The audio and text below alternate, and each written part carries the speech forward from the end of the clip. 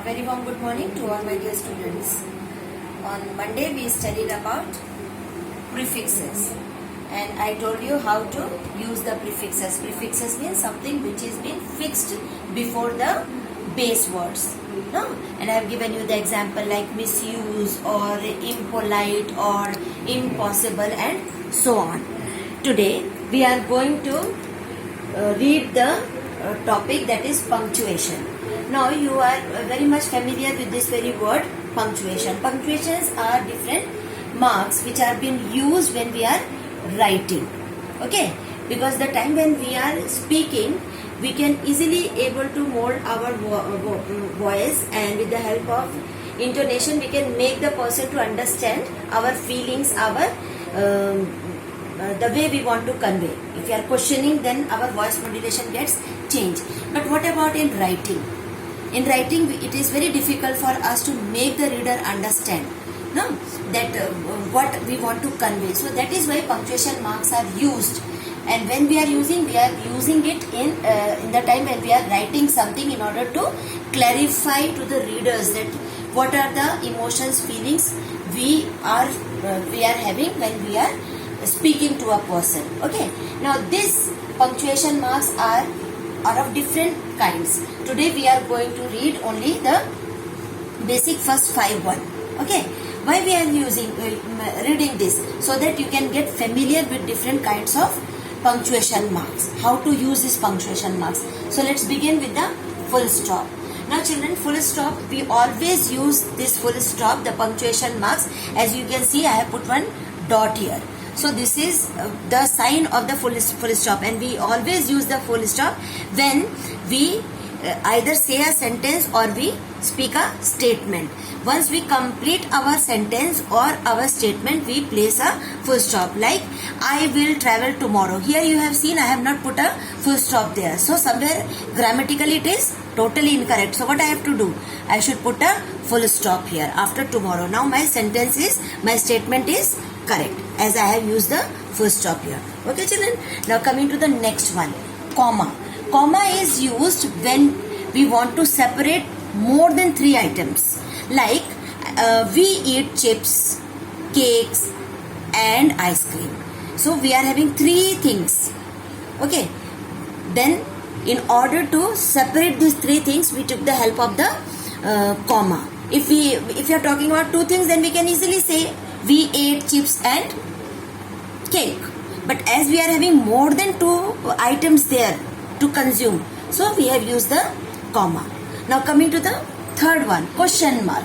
When do we use the question mark? When we are questioning to someone, when we are making a question to someone, at that time, at the end of our sentence, we put a question mark. Like, what is your name? So here I am questioning you. I am making an inquiry about you. What is your name? So after that we put the question mark there. Next one is your exclamation marks. Exclamation marks always expresses or conveys our feeling, our emotions. Okay, if we are frustrated, if we are angry, if we are happy.